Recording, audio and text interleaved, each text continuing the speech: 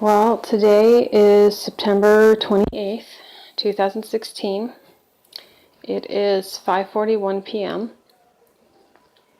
And I just want to make a message to my children that I hope that they see someday. If they don't, that's fine, but you never know what will happen in the future. I know that if somebody were to have told me 10 years ago today that I would lose my daughter, I wouldn't have believed them, because me and my daughter had such a strong bond, or I thought we had a strong bond. But I don't feel like getting into details. She's very much alive, I'll say that much, but I have lost her in all the other senses of the word. She's calling somebody else mom. She's calling somebody else dad. She has completely forgotten about me and her brother and everything else that used to be her life, because she now has a different life, a different identity.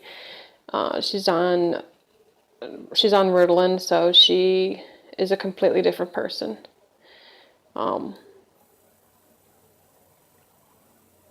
Whatever spirit that is inhabiting my daughter's body, it's not her.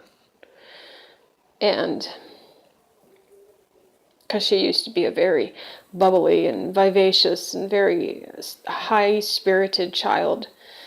And the pictures that I've seen of what she looks like now, her eyes are glazed over, she's not really smiling, she's more kind of going, just real zombie-like. My son, on the other hand, I don't know where exactly he is, I just know he's in Parma somewhere, and yeah. They separated my children from each other. So, yeah. But I don't know if this will show up, but back in 2009, I had a stupid tattoo done. It was a best friend's tattoo. And the person that used to be my best friend, her and I had gotten matching tattoos that day. Well, now, let's see, can I do it like that? If you look really close, there's a KCL, that's my daughter's initials, and the NCS is my son's initials. So kids, I may not be in your life anymore, but your initials are carved into my arm, into my skin, and written on my heart. So no matter what, you are my babies. You grew in my body, and I gave birth to you, both of you, naturally. Son, I almost died after you was born. Caitlin,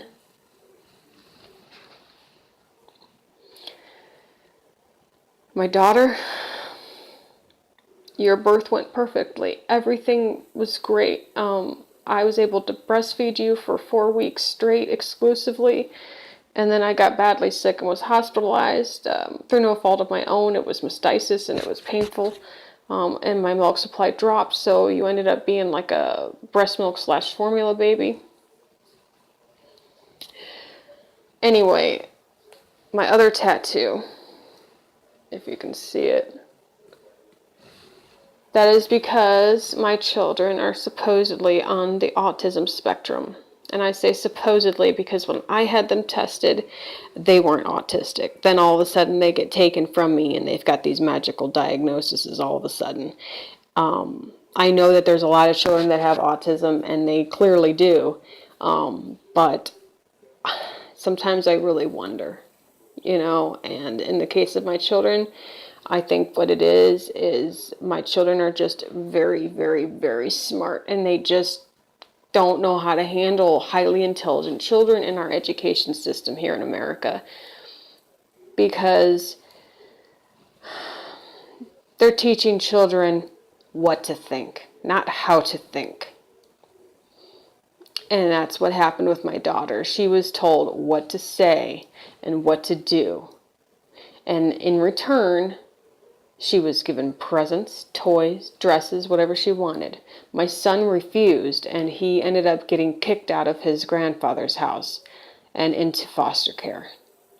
Because that side of the family is a bunch of wackadoos. They are narcissistic, they are sociopathic, and they are psychopathic. The other side of the family, my mother-in-law and all them, I thought they were cool. Turns out that they're a bunch of manipulative, conniving bastards too. Go figure. Both sides teamed up to take my children away from me. After telling me for years, oh, we're on your side, we love you, we care about you, if you need anything, please call us. And I would ask them repeatedly throughout the years, what do I do, what do I do, what do I do? And some said, hey, you make your bed, you lie in it. Others said, you brought it on yourself. Others says, you know what, that's not abuse, just deal with it. That's a healthy marriage, deal with it.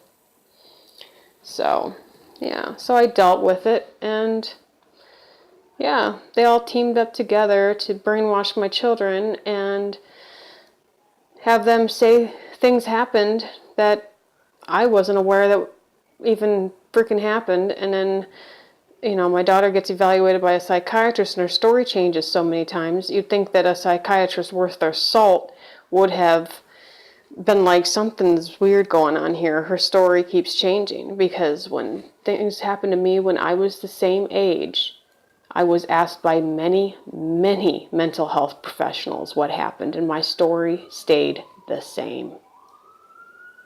The exact same, word for word.